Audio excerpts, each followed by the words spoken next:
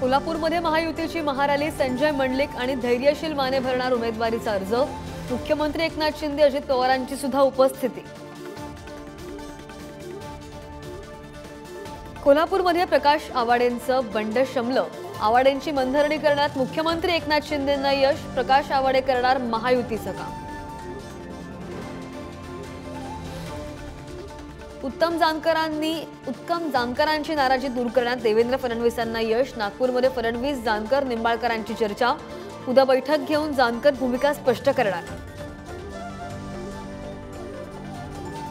पुण्याचे काँग्रेसचे नेते आबा बागुल नाराज। नागपूरमध्ये देवेंद्र फडणवीसांची घेतली भेट। आबा बागुल भाजपमध्ये प्रवेश करणार असल्याच्या चर्चा। श्रीकांत शिंदे फाउंडेशनवर राऊतांचे गंभीर आरोप।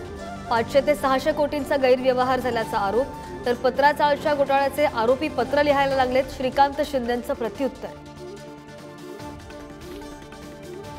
रत्नागिरी सिंधुदुर्ग लोकसभा मतदारसंघातील तिढा वाढला। नारायण राणेंनंतर किरण सामंतांसाठी घेण्यात आले उमेदवारी अर्ज।